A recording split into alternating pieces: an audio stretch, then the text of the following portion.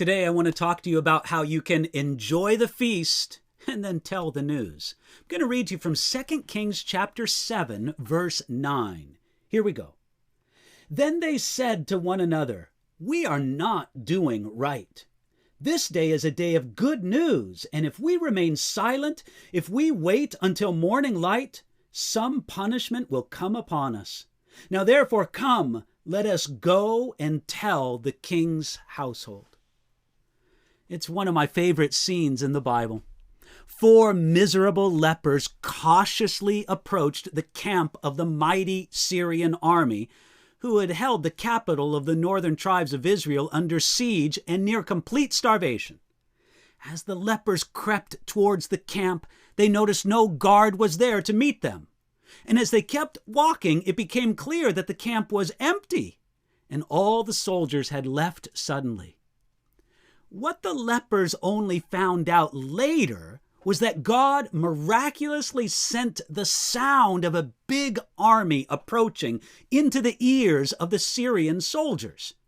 Panicked, the soldiers ran for their lives, taking nothing with them, leaving everything in the camp. The lepers peeked into tents and saw no one, but they saw tables covered in food and drink. They saw trunks and boxes filled with fancy clothing and treasure. They won the lottery of all the spoil of a huge army camp, and it was all theirs. The starving men ate and drank until they couldn't eat anymore.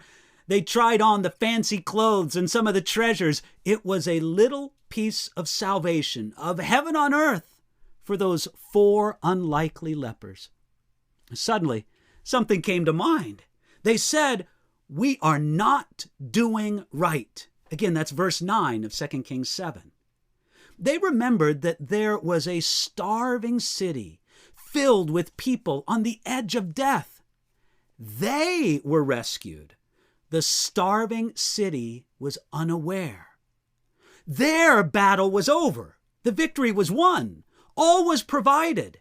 And the king and the people of Samaria didn't even know it. So the lepers said, "Come, let us go and tell."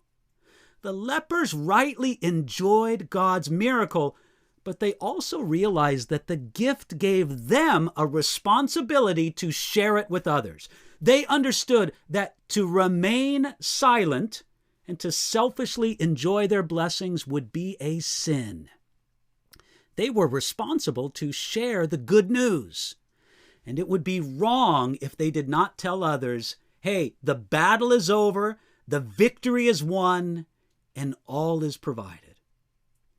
But make no mistake, they enjoyed the feast first before they told others about it. So here's a 2-point plan for you. Enjoy the feast of what God has given to you in the good news of who Jesus is and what he did for you. Number 2, find a way to tell a starving world about it. Remember, this day is a day of good news.